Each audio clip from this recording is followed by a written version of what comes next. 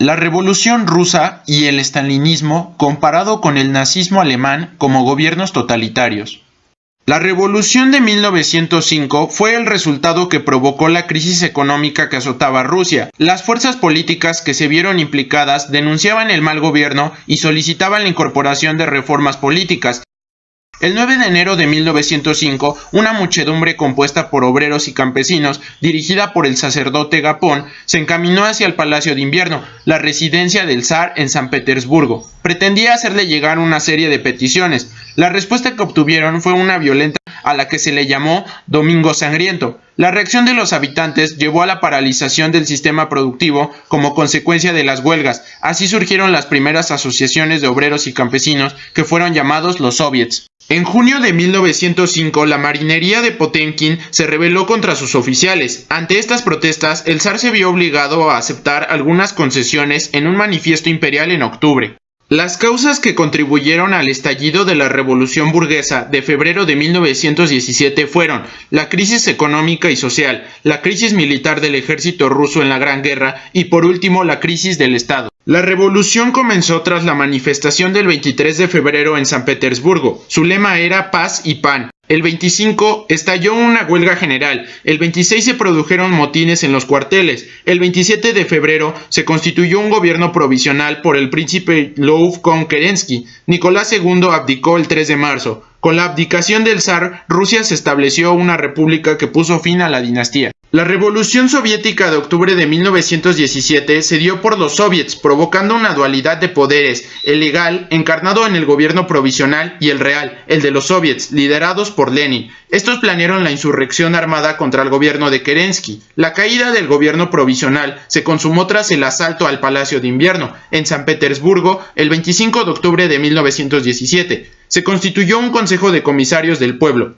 Una vez en el poder, los bolcheviques organizaron un gobierno provisional encabezado por Lenin, quien disolvió la asamblea y rompió con el modelo de Estado burgués. Finalizada la participación de Rusia en la Primera Guerra Mundial, comenzó la Guerra Civil. En ella se enfrentaron dos bandos, el de los blancos, compuesto por el ejército zarista y otras fuerzas, contra el ejército rojo bolchevique dirigido y organizado por Trotsky. La victoria fue para los bolcheviques por el apoyo popular y la escasa coordinación de los ejércitos enemigos. El gobierno de Lenin se caracterizó por dos principales fundamentos, el cual fue romper con el zarismo y crear una nueva constitución que ayudara a la implementación de nuevas herramientas para la Rusia de ese entonces.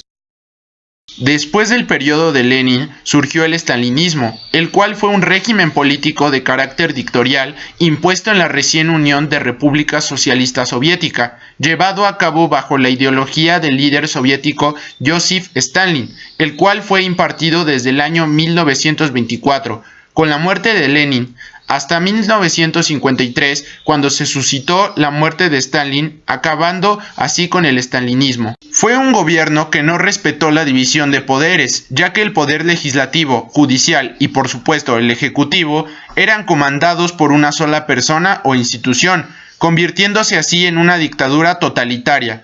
Algunos historiadores toman al estalinismo como una rama del comunismo debido a la diferencia entre el sistema político-económico de la URSS hasta aquel entonces. Las principales características eran prohibición de la propiedad privada, poder centralizado, culto a Stalin, control de medios de comunicación, represión, un régimen de terror tanto político y social, sistema político totalitario y sobre todo el poder del Partido Comunista, el cual tenía una jerarquía donde Stalin era secretario general, un politburó, la cual era una oficina política y un comité general. Además, en esta etapa hubo una gran industrialización y crecimiento en todos los aspectos, provocando así que Rusia fuera la potencia que es hoy, pero se crearon muchas reformas, entre ellas se deshicieron los fundamentos de Karl Marx y Lenin, provocando que el gobierno de Stalin se asemejara más al fascismo de Mussolini o incluso de Adolf Hitler.